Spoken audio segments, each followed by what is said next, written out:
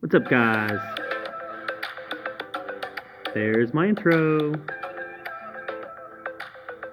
LQ here with the LQ review. I'm going to give a quick review of The Rise of Kylo Ren, number 2. There's the cover right there. Luke and Kylo fighting the Knights of Ren. Alright, so here we have Kylo being seduced by Snoke on the planet that Snoke has been hiding on. And he actually gives a little description about this planet here. He says, I'm very fond of it. People who built it were trying to hold back the dark. So he's saying that it's so colorful and vibrant because the people who built this planet were trying to hold back the dark. So clearly there's, I said last time there's a story here. There's clearly a story here that it's going to be explained further down the line, I'm sure. I didn't think the art was quite as sharp this issue as it was the first issue. And now he's saying, I wasn't born Snoke, I became Snoke. So he's saying, you're going to have to, if you want to become a part of the Knights of Ren, you're going to have to become who you were meant to be. They're not going to be interested in Ben Solo, Jedi to be. They're going to be interested in who you're supposed to be. So here Snoke is seducing him to the dark side.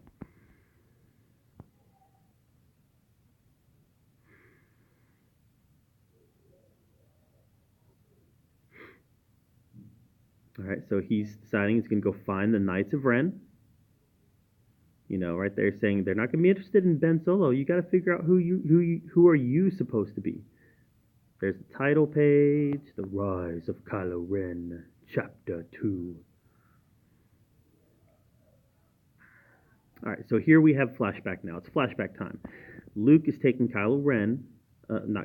Luke is taking Ben Solo to search for Jedi artifacts. They're going planet to planet, figuring out where these Jedi artifacts are being hidden, and they're taking the Jedi artifacts back to wherever it is that they're operating out of.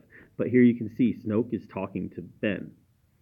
The black bubble there, that's Snoke talking to Ben. So Snoke is clearly using telepathy to talk to Ben, and Ben can talk right back, all in telepathy. So that goes back to what Palpatine told him. I'm every voice that you've ever heard inside your head. So this is actually the Emperor talking to Ben, but to Ben, it's Snoke. It's Snoke talking to him.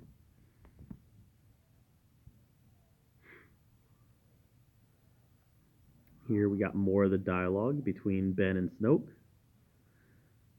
Here Luke saying, I'm glad you came with Ben. I'm glad that you're here. Glad you're coming. Glad to have you with me, yada yada. All right, so when they get to this spot with the Jedi artifacts, they find that the Knights of Ren are there. And the Knights of Ren they want the artifacts for themselves. So, of course, this leads to my favorite portion of this book, where we have Luke. We have Luke being the awesome Jedi, the legendary Jedi that we thought he would be by dispatching the 7 members of the Knights of Ren. We always knew that he was going to be awesome. We never saw it on screen, really, but we see it here. Him dispatching the Knights of Ren. Pretty good scene, pretty good section of the book.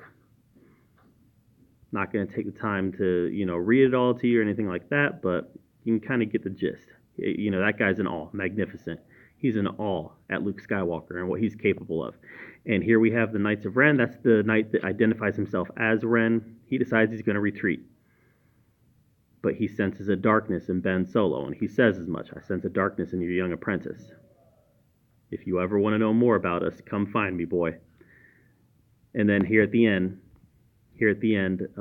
Ben's former friends, former students of Luke Skywalker, we fast forward to present day now.